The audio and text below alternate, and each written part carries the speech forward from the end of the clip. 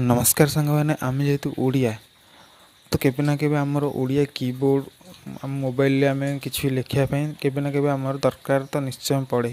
तो से आम बहुत सारा ओडिया कीबोर्ड एप्लिकेशन को डाउनलोड करूँ।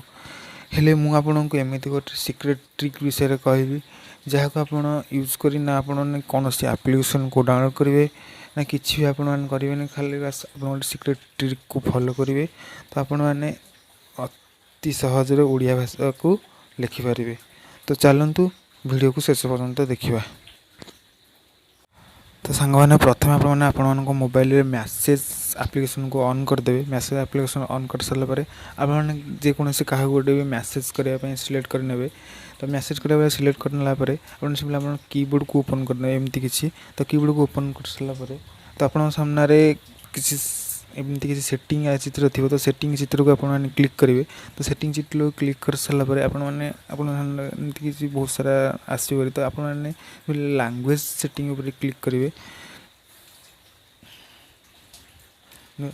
लैंग्वेज सेटिंग क्लिक करेंगे। लैंग्वेज सेटिंग क्लिक कलापर देखिए खाली इंग्लिश यूएस थी। तो आप आड कीबोर्ड पर क्लिक करेंगे। आड कीबोर्ड आप सर्च करेंगे ओडिया इंडिया। तो आप स्क्रॉल करके आसिक ओडिया इंडिया पर भी टच करके आप सिलेक्ट करेंगे। तो आप सिलेक्ट कर सारापर देखो आप एमती किसी पेज आसपरी ओडिया इंडिया को सिलेक्ट कर सारापर तो आप एमती किसी पेज खोलीज। तो पेज खोल सारा आप खाली एबीसी ओडिया को सिलेक्ट करेंगे। खाली ओडिया को सिलेक्ट करेंगे। खाली ओडिया सिलेक्ट कले आपको लिखापी असुविधा हे। सिलेक्ट कर सारापर आप सिंपली डन उपर प्रेस करदे। डन उपर प्रेस कला देखते इंग्लिश यूएस थी एवं ओडिया इंडिया भी आप सिलेक्ट हो जाइए। तो बैक आसपरी बैक आसापर आपण मैंने simply press button hold press कर रखिए किसी समय का।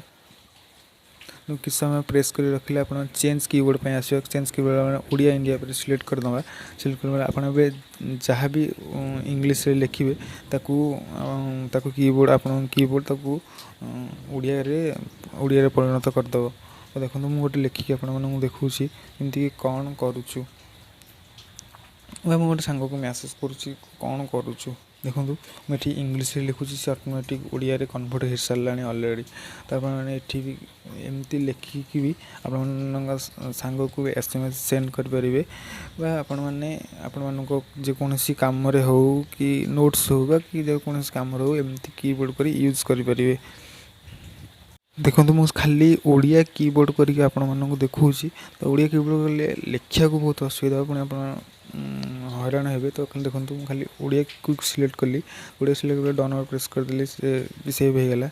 तो पुणी स्पेस बटन प्रेस कर रखला देखो आम ये चूज चेंज कीबोर्ड पे आसला। तो आप खाली सिंपली ओडिया पर सिलेक्ट करनेली देखो केमती आस लिखापी बहुत डेरी भी हम आम लिखिपर लिखापी बहुत डेरी हे। तो एमती आम लिखिले बहुत शीघ्र बहुत सहज आम कम को सारीपर। तो सांग मैंने यही सिक्रेट ट्रिक जदि आपण भिडियोटी भल लगी किसी आपको शिक्षा मिली तो निश्चय वीडियो को लाइक करेंगे। ये वीडियो को शेष पर्यंत देखिथिबारु धन्यवाद।